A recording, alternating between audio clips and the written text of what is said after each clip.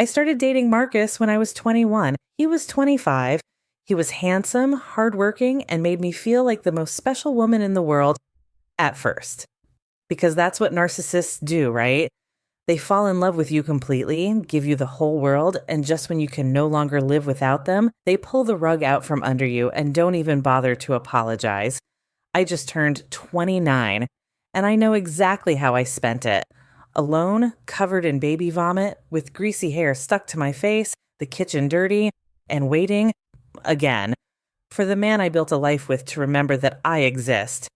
He didn't give me a gift. He didn't give me a card, not even a sticky note on the bathroom mirror. Nothing. Absolutely nothing. And the worst part wasn't that. The worst part was when my friends came to visit me, because they remembered, they made the effort. I fell apart. I cried in front of them like I never had before. Not from sadness, but from something much deeper. Shame.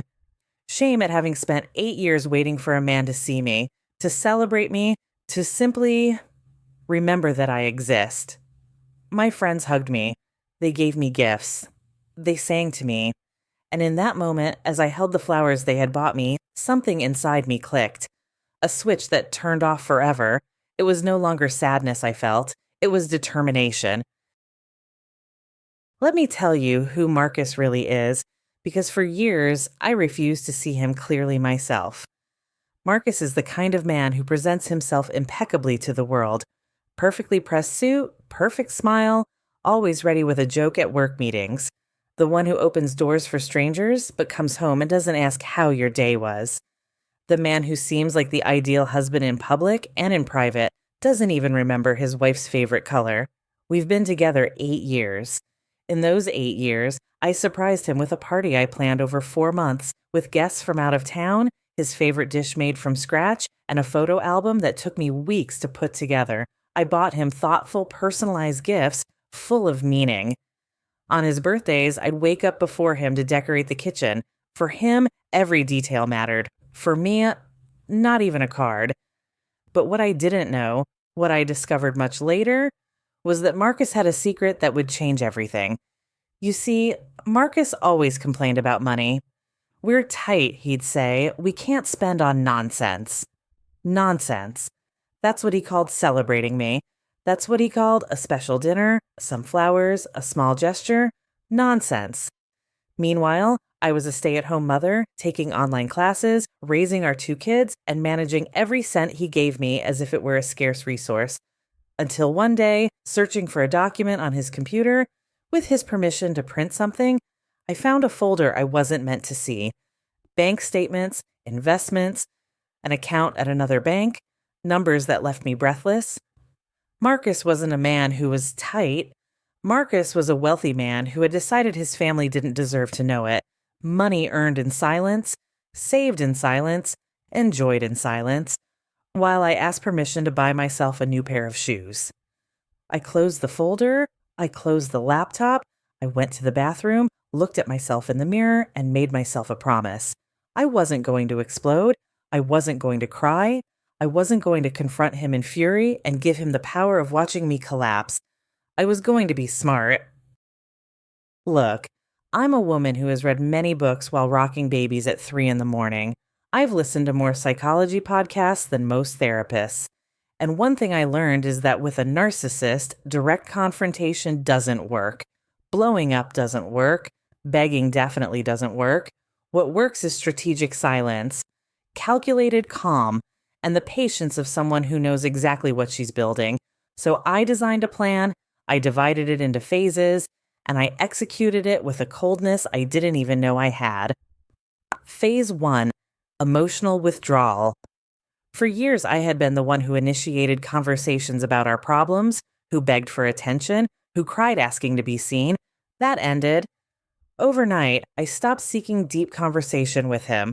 When he came home, I greeted him politely, not coldly, that would have raised suspicion, but without that desperate warmth he had learned to take for granted.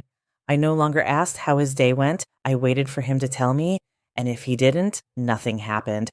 I simply continued with my life. The effect was immediate and unsettling for him. On the 3rd day, he asked if I was angry. I told him no, with a calm smile. On the 5th day, he asked if I was feeling well. I said perfectly, "Thank you." On the 10th day, he stared at me as I read, as if trying to solve a puzzle. I turned the page without looking at him. A narcissist who receives no reaction is a lost narcissist. They're like children who only exist when someone sees them, and I had stopped seeing him. Phase 2, building my own world. I finished my online certification. With that, I landed freelance clients. Small ones at first, but mine. The money was deposited into an account only I knew about at a bank different from the one we shared. It wasn't a fortune, but it was mine. Completely mine. And that gave me a security no man had ever given me. I reconnected with my friends. I started going out on Friday nights. When Marcus asked where I was going, I answered naturally, with the girls. No extra details, no asking permission, no looking back to see his reaction as I closed the door. Phase 3, document everything. I photographed every bank statement I found. I saved screenshots of transfers. I noted dates, amounts, account names. Everything in an encrypted file on my phone with a password only I knew. Not because I was going to use it tomorrow, but because in a war, information is ammunition, and I wanted enough ammunition for any possible scenario. Phase 4, legal advice. I met with an attorney specializing in family law. I went on a Tuesday morning while Marcus was at his office feeling like he owned the world. I spent 2 hours learning exactly what I was entitled to after 8 years of marriage, 2 children, and having run his household while he hid money. I left with a notebook full of notes and a mental clarity I hadn't felt in years. I knew what I was owed. I knew what I could prove. I knew exactly where I stood. Phase 5, the visible transformation. This was the most fun. I fixed myself up. I did my hair. I bought clothes that made me feel powerful, not clothes that looked fine for staying home. I went back to the gym, not obsessively, but consistently. And I started smiling more, but not for him. That smile was for me. It was the smile of someone who knows something others don't know yet. Marcus started looking at me differently, and I let him look without giving him more than he deserved. Well, what I'm about to tell you is my favorite part of this story because it wasn't one single dramatic moment. It was a series of everyday scenes, small, seemingly normal, in which I quietly took control in such a silent way that he didn't notice until it was too late.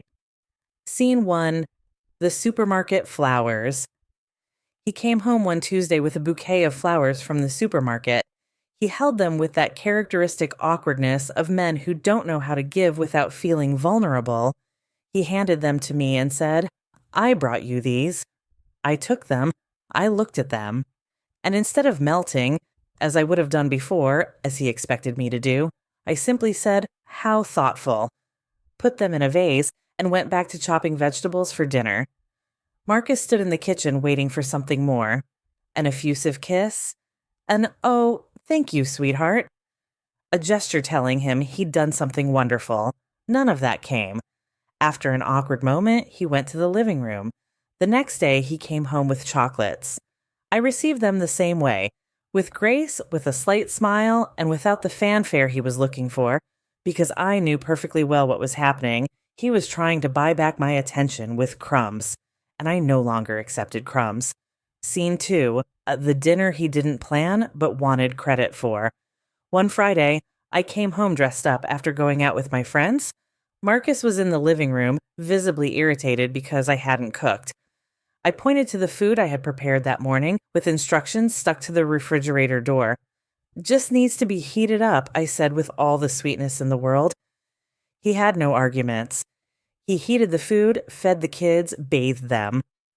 When I got home, the kitchen was clean. I glanced in, nodded like someone reviewing a report and saying, "Well done," and went to read in the bedroom. I heard him sitting in the living room in complete silence, processing what had just happened. That his wife had treated him exactly as he had treated her for 8 years, with minimal recognition and no grand celebration. It was delicious. Scene 3, the call I didn't answer. Marcus had the habit of calling me when he was out to ask where something was in the house, what there was to eat, or simply so I would be available when he felt like talking. One Saturday, I went to the gym and he called 3 times. I answered none of them. When I got home, he was sitting in the kitchen with a look of feigned concern. Why didn't you answer? I was training, I said, pouring myself a glass of water. With your phone off? With my phone in the locker. I looked at him calmly. Did you need something urgent? He didn't need anything urgent. He just needed to know I was still there, available, waiting for him, and that day, he learned I no longer was. Scene 4.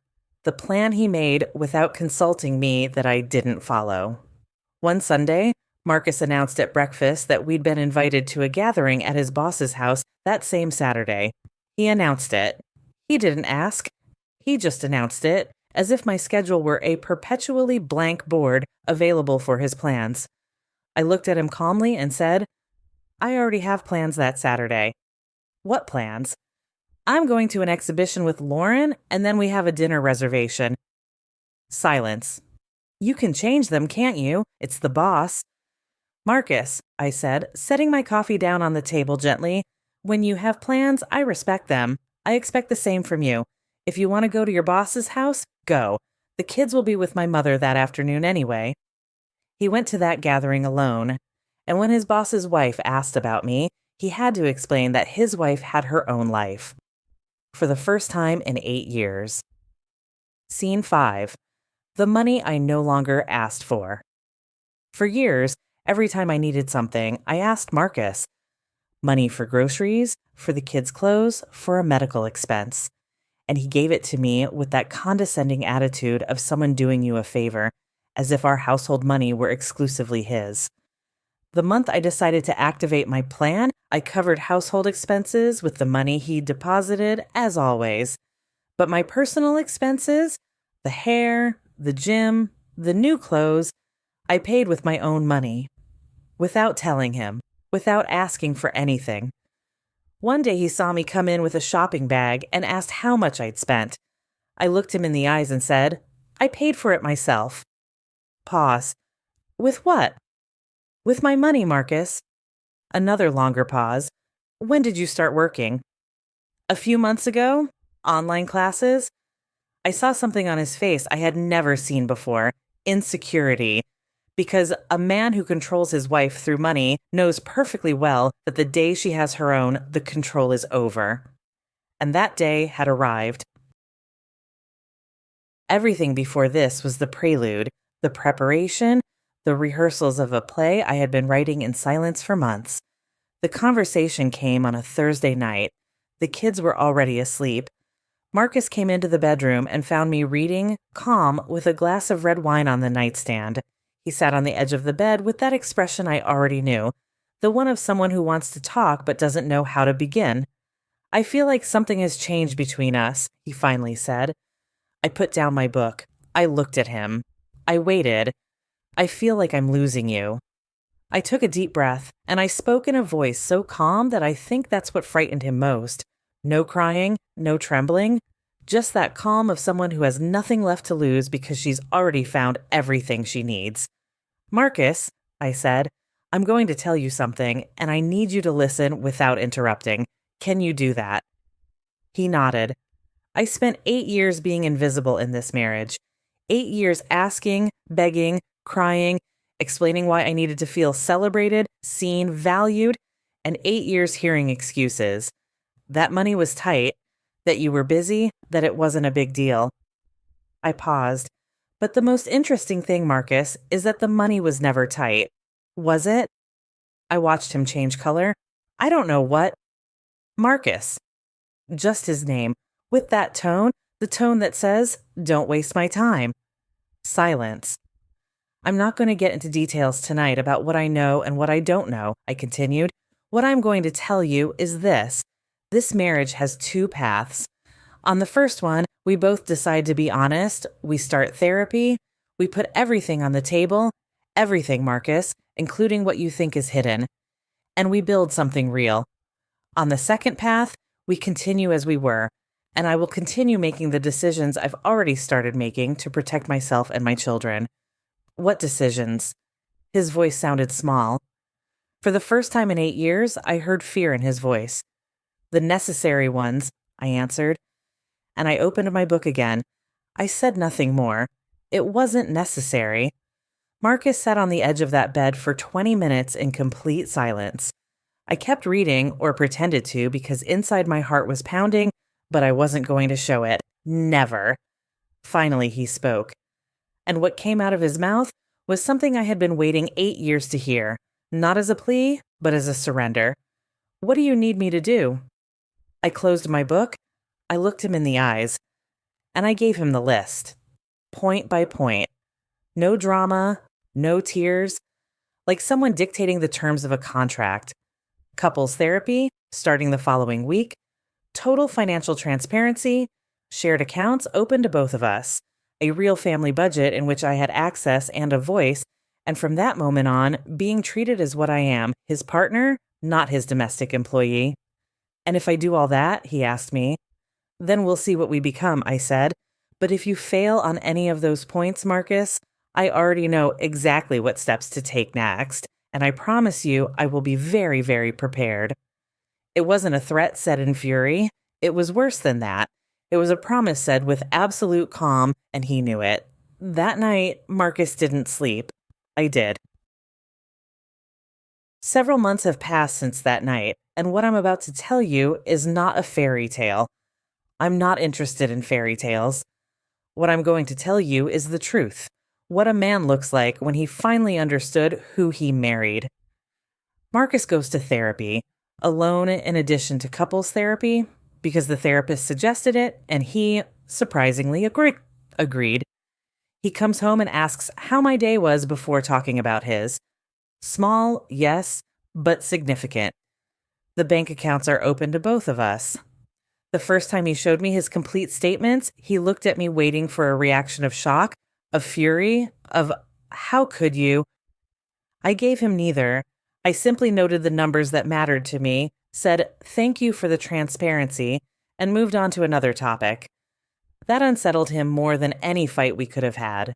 But what I love most to tell you about are the everyday moments, because that's where you truly see who holds the power.